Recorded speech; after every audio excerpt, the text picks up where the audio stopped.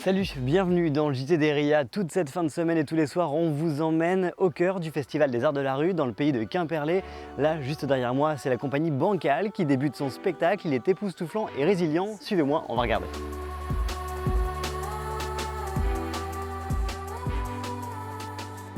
Un des gestes les plus compliqués aujourd'hui, c'est devenu d'enlever et de mettre ses chaussures. Ça, vous le dites, ça vous fait chier en fait, les gars. Laissez-vous tranquille. Salut Karim André. Salut. Vous êtes le fondateur de la compagnie Bancal. Tout à fait. Là, on est sur votre terrain de jeu. Exactement. Et sur scène, vous êtes des gros gamins. On peut dire qu'on est des gros gamins, ouais. C'est un petit peu un adjectif qui nous convient bien, ouais. Et pourtant, avec un sujet avec lequel on n'aurait pas forcément envie de rire tout de suite, de prime abord. Et vous le transformez, vous en faites quelque chose de résilient, qui colle plutôt bien aussi à ce qu'on vit en ce moment. Du coup, je vais reprendre l'adjectif des enfants. En fait, parle du handicap à un enfant, tu vas voir qu'il l'accepte très bien. À partir du moment où tu lui as expliqué le handicap, c'est ça, ça, ça, il l'a accepté et il va jouer avec. Nous, c'est pareil en fait. On est des enfants sur scène, on a accepté notre condition, on a accepté ce qui nous est arrivé. Et du coup, aujourd'hui, l'idée, c'est de retransmettre cette bonne humeur et cette façon dont nous, on a accepté la blessure au public. Alors du coup, vous avez construit ce spectacle autour de votre histoire. S'enchaîne un peu de musique, beaucoup d'acrobatie, de l'humour aussi. Comment ça s'est un peu fabriqué?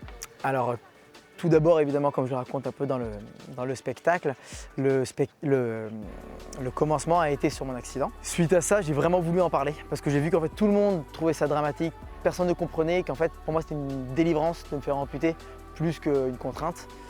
Et j'en ai parlé à Fabien, celui qui fait du machinois, qui lui en fait quand il est sorti d'école de cirque, il avait sorti un numéro avec des béquilles hautes, où il dansait avec des béquilles hautes.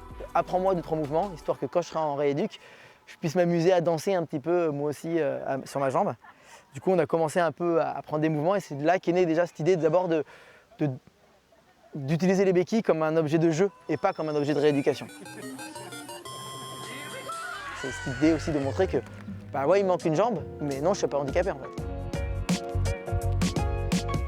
Tout à l'heure, j'ai parlé de résilience. Jouer ce spectacle dans cette période-là, c'est un petit clin d'œil aussi pour le coup, parce qu'on est en pleine résilience. Là, tous, ouais. On revoit des gens, on refait du spectacle vivant.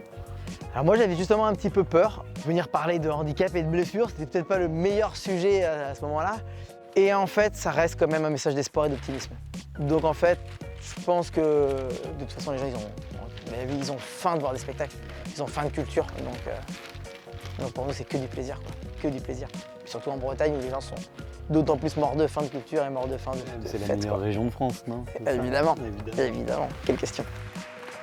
Après cette belle rencontre, place au talent magique et à la légère folie de Raoul Lambert.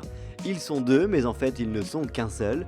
Alors on se quitte avec un extrait de titre définitif et à demain pour un nouveau JT spécial du festival Les RIA. Bonsoir, je somme Raoul Lambert. Dis-moi son signe astrologique tibétain. Elle est loutre de fer. Tu es loutre de fer. Oh, tu penses à ta copine, à ta grande amie, tu penses à... À Sarah? Tu pensais à Sarah? Oui.